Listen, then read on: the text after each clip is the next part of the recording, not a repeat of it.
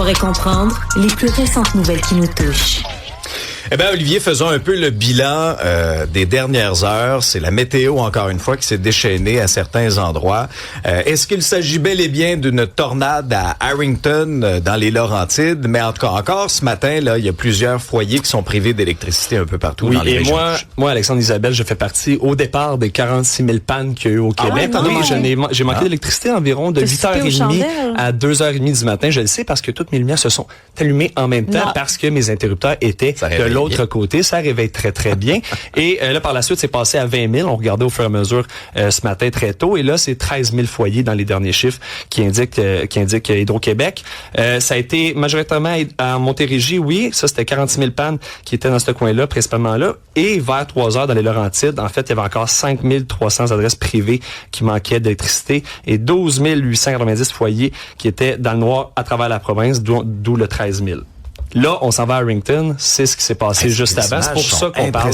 Exactement, Harrington dans les Laurentides. Ouais. On ne mentionne pas une tornade officielle, mais on s'entend, on voit des arbres déracinés, on voit des panneaux complètement volés un peu partout. Des dégâts assez importants. C'était la région la plus touchée dans ce coin-là. On a aussi le Bas-Saint-Laurent et la Naudière qui ont enregistré respectivement 1900 à 1850 foyers plongés dans le noir. Puis là, en ce moment, ça continue de baisser au fur et à mesure que les gens se réveillent et que Hydro-Québec tente de tout retrouver ça. Bon, il y aura des expertises qui devront être menées, entre autres sur le terrain, là, parce qu'il y aura bien sûr des critères à rencontrer pour que ce soit effectivement qualifié d'une tornade. Présentement, selon ce qu'on peut comprendre de la lecture d'Environnement Canada, fort probable que ce soit bel et bien une tornade qui a touché Bell Falls jusqu'à Harrington dans les Laurentides. Ça s'est produit, là, je vous dirais, là, entre 17h24 et 17h42 hier.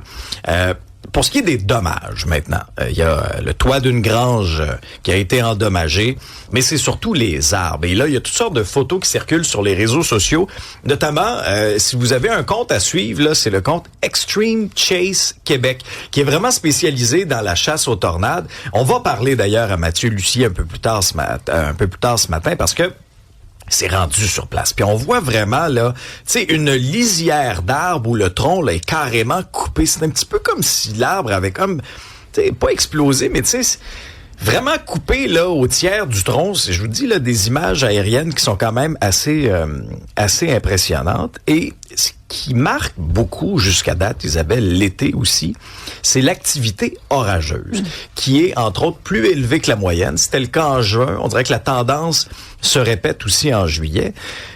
Mais pour ce qui est des tornades, il y a quand même des critères importants là, qui sont à respecter. C'est qu'on oublie que c'est possible qu'il y ait une tornade, mais ça peut aussi parfois être des micro-rafales ou encore des dommages causés par les orages. Au fait, il y a le Northern Tornado Project qui, présentement, évalue chaque fois qu'il y a des situations comme ça, on évalue les dommages sur place. C'est comme ça après que plusieurs jours, des fois plusieurs semaines après, on est capable d'évaluer c'était quoi exactement. Est-ce que c'était vraiment une cellule orageuse qui était puissante? Puis c'est la façon dont les dommages sont faits qu'on est capable d'identifier. Tu sais, la tornade, les débris vont être éparpillés pêle-mêle, la micro-rafale, les arbres, tout couchés dans la même direction. C'est comme ça qu'on est capable de savoir ce que c'était exactement, puis de déterminer la force aussi selon les dommages. Parce que souvent, au Québec, en moyenne, c'est 6 à 10 tornades par été, par année qu'on a. De EF0, EF20. Donc, des rafales jusqu'à 180 km/h. F1, c'est quand même pas mal. Et puis là, on va déterminer, par exemple, est-ce que les toitures ont été arrachées, les arbres déracinés. Si c'est plus que ça, des véhicules qui sont déplacés, des maisons, on est rendu dans le EF2. Et l'extrême, c'est des bâtiments carrément qui s'effondrent. Chez nous, c'est pas vraiment la norme. Mais c'est vrai que il y a deux choses. Un, ce que tu dis, les cellules orageuses, oui, le temps est de plus en plus instable. Mais deux, on est aussi meilleur pour les repérer qu'avant. Oui. Tu sais, les tornades au Québec, il y en a à chaque année. Souvent, on n'en parle même pas parce que c'est dans des zones inhabitées. Donc ça, c'est pas normal non plus. Puis je sais que on est paniqué peut-être un peu par le mot tornade, mais il y en a à chaque année. Donc ça, là-dessus, il faut se rassurer. Puis on est peut-être meilleur aussi pour le déterminer. Avez-vous déjà été témoin de ça? Moi, le phénomène le plus proche, c'est probablement ce que tu me décrivais, là. À un moment donné, je me souviens, je vois de l'autre côté de la montagne une espèce de nuage en entonnoir, là. Tu sais, puis là, j'avais l'impression qu'il y avait une espèce de rotation. C'était il y a quelques années de ça. Il n'y avait pas eu de dommages, mais tu sais, quand tu vois ce phénomène-là se former... Mais ça peut être une trompe terrestre. Oui, c'est ça. Et ça aussi, ça a une espèce de forme en entonnoir, mais ça tourne pas, ça touche pas nécessairement le sol. Il y a des trompes marines aussi. Ouais. Donc, c'est toute une diversité, une pluralité de choses qui, parfois, nous sèment la confusion. Mais c'est comme si le mot tornade aussi impressionne. Mais micro-rafale peut aussi être très, très dévastateur. Non, je comprends. Bon, parlant de situation dévastatrice, le Donald qui nous a surpris quand même dans les derniers jours en instaurant une menace de tarif. Je veux dire comme ça parce qu'il s'est donné un délai d'à peu près 30 jours pour mettre en pratique ces fameux tarifs de 50% sur une kyrielle de produits. Puis dans le journal ce matin, là, on prend le temps de le détailler. Là. Ça tient sur 2 pages. On y est allé vraiment là, de différentes catégories, notamment les produits laitiers, tout ce qui est même les plantes vivantes, les produits animaliers, sucre, sirop, les boissons alcoolisées, certains meubles, sel, ciment, produits chimiques. Plastique, caoutchouc, cuir. Ah, écoutez, je vous ai dit 2 pages, c'est 4 pages. Les décos de Noël, les huiles essentielles. Ah non, on prend tout le monde. Alors, vous comprendrez que cet enjeu-là a rebondi hier au Conseil de la Fédération. Ça se passait à Charlottetown, sur l'île du Prince-Édouard. Et il y a comme 2 visions, tu sais, qui s'entrechoquent. La très grande majorité des premiers ministres se rangent derrière Mark Carney, notamment, en disant, écoutez, on se donne un mois, on prend le temps de regarder ce qui se passe, puis après ça, ben on va regarder qu'est-ce qu'on fait. Puis ça va dans le même sens aussi d'un sondage là de la firme Abacus. Ça a été mené entre le 9 et le 15 juillet, donc une semaine avant ces tarifs. Est-ce que là, l'opinion des gens serait différente? Peut-être, mais à l'époque, 69% des répondants souhaitaient notamment que le gouvernement Carney prenne son temps pour en arriver à un bon accord commercial avec les États-Unis, quitte à prolonger la période d'incertitude actuelle. Mais ça, c'était avant là, cette menace-là. Et là, t'as le bon Doug Ford, qui lui, on s'entend que... Capitaine Canada. Capitaine Canada, avec son petit suit, sa casquette, qui lui a continué de taper du pied, là. Rappelons que lui veut plus une approche dollar pour dollar. Ce que Ford dit essentiellement, c'est qu'on a toujours l'impression d'être sur la défensive, qu'il faut que nous passions à l'offensive. Et là, lui, il a même laissé planer un peu sa menace, là, de couper le courant, vous vous en souvenez? Hein? Ça avait provoqué là, une colère terrible du président américain.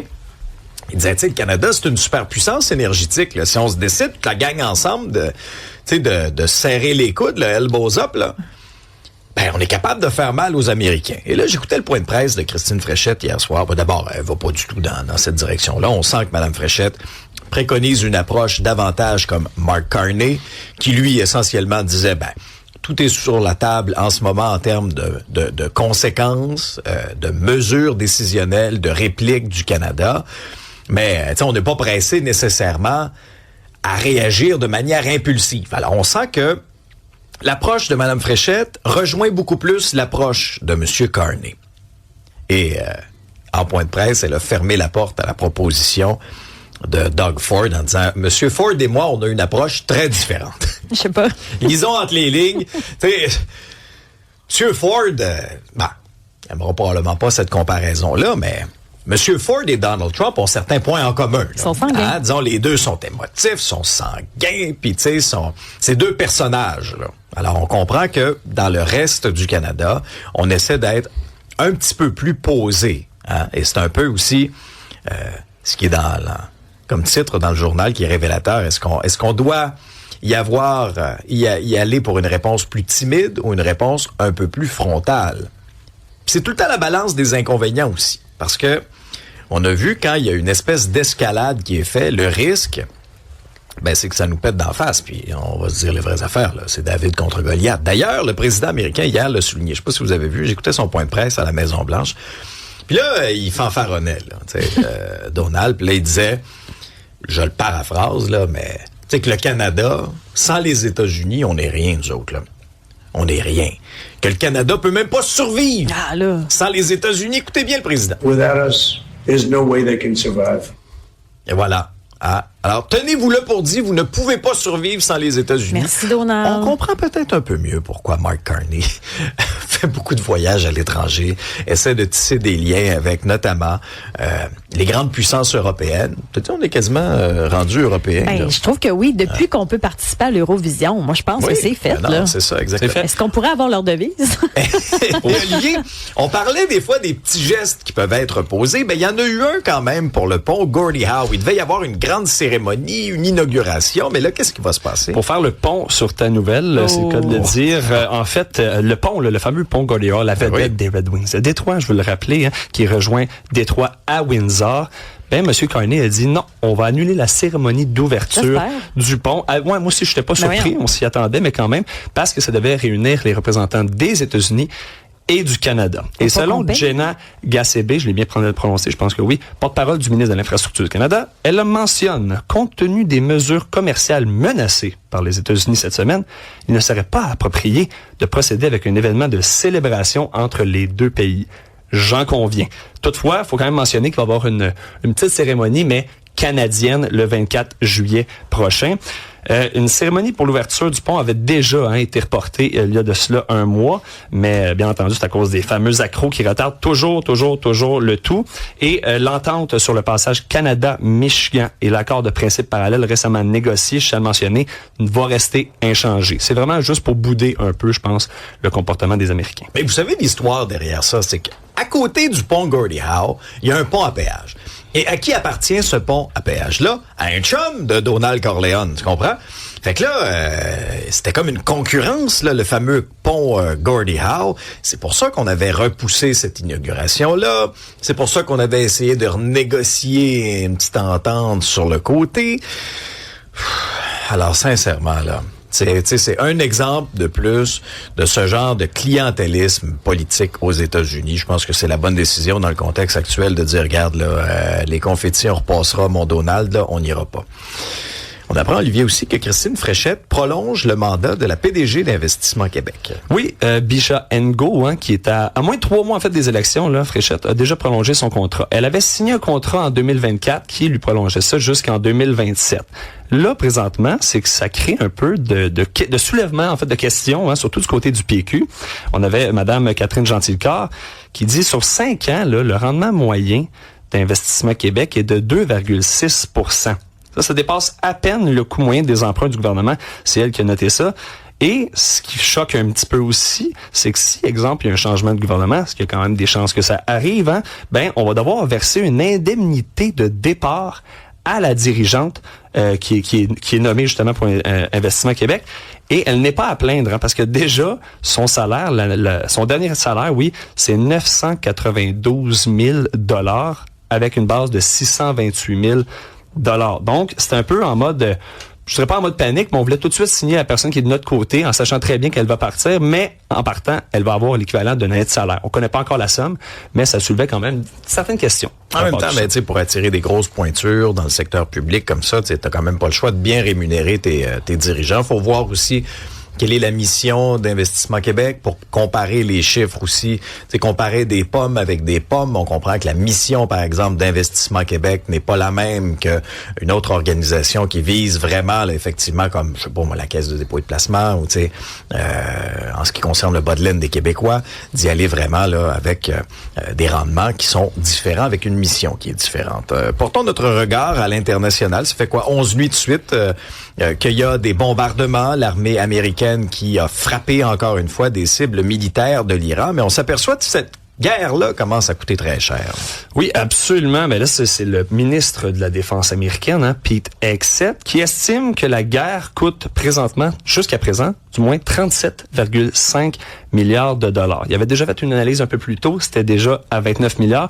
Là, on prévoit 37,5 milliards. Puis ça inclut aussi les dépenses jusqu'en septembre prochain. Ça qui devait être juste une petite excuse, juste pour voir que je comprenne bien. Oui, juste c'est ça, vraiment un petit crochet, une petite escapade. Là. Ça devait pas durer. Là. Puis là, la facture est rendue à 37 milliards. Ce qui est fou là-dedans, c'est qu'on veut une rallonge budgétaire de 67 milliards de $ pour le Pentagone. Monsieur Hegseth, puis aussi le chef d'état-major de l'armée américaine, le général Dan Kane, ont affirmé que c'est une rallonge urgente et nécessaire. Par contre, la sénatrice démocrate Jan Shaheen, oui, elle dit Mais voyons.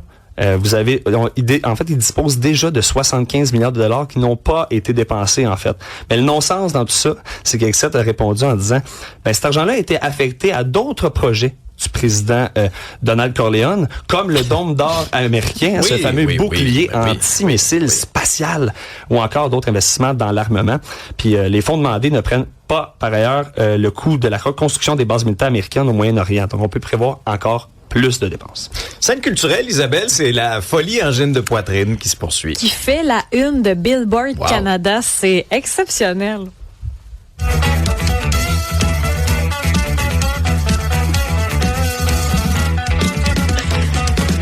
Comment deux extraterrestres du Québec ont connu une percée mondiale sans précédent. C'est le titre d'ailleurs de ce reportage qui nous présente différentes photos inédites. Ils sont nommés Révélation mondiale au Billboard Canada Power Players cette année pour un volume 2, cet album-là que vous entendez. D'ailleurs, la prestation que vous voyez si vous êtes sur Cube Télé ou vous entendez dans l'auto, ça a été vu 17 millions de fois. C'est une vidéo qui a été partagée par la station de radio de Seattle, KEXP. J'espère que je l'ai dit comme du monde.